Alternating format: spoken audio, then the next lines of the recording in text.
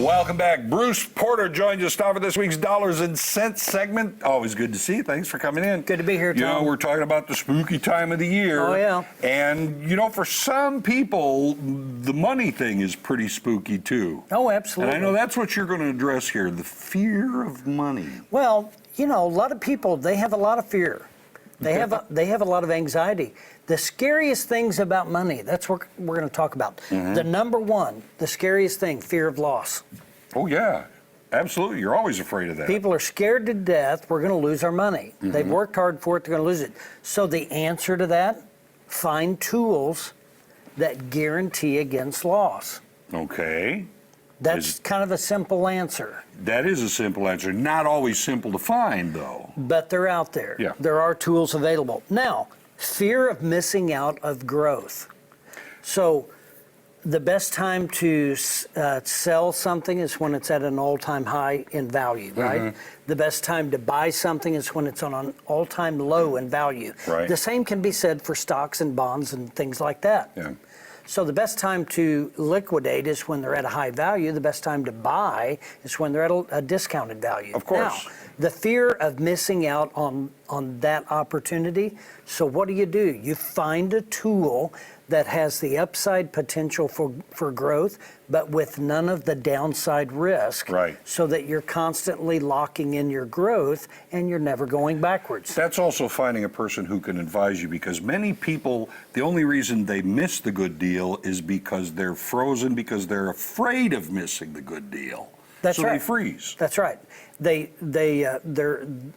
frozen in time because they're, what do they call it? The fear. They can't make a decision. They've got to hold on to it. They can't go that way. They can't go that way. They don't do anything. They just sit tight. Sometimes that can be a very bad thing. Now, I know what another one is: running out of money. Absolutely, running out of money. So how do you protect yourself against that? You find a tool that's got a guarantee that you'll never run out of money. Now, running out of money is associated with taking income.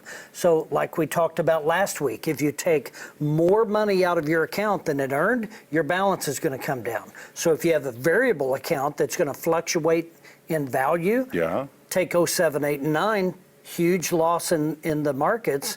If you're drawing income out, you took additional loss because you're drawing out of an account that is descending in value very rapidly. So you want to find something that can protect you against that. All right?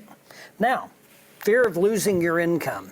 We've all heard of disability insurance. Well, that's, nobody can afford it because it's hard to justify it when you're living paycheck to paycheck. Exactly. When you're buying life insurance, you're buying car insurance, you're buying this, next thing you know, you're insurance poor, right? So what do you do there? Well, you find a tool that if you're going to be retired and you're going to be drawing income, you want a tool that's going to give you a guaranteed option.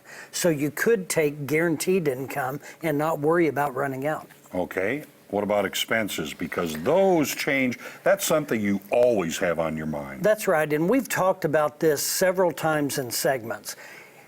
If you're worried about expenses, do something about it. Yeah. Develop a budget and stick to it and live within your means. All right. Now, that can be difficult to do. Kind of brings up the next point of being trapped in a pit of debt.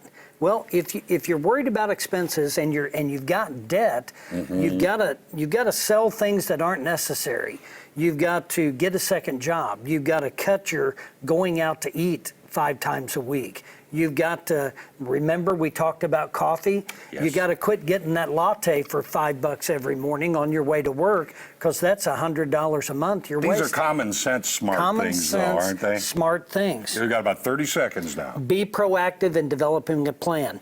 Goals, objectives, and priorities. Know your numbers, know your budget, and find the financial tools that you want. They're out there. If your objectives are safety and security, don't compromise. Find that product, and it's out there. And always, always ask for help. Good to see you.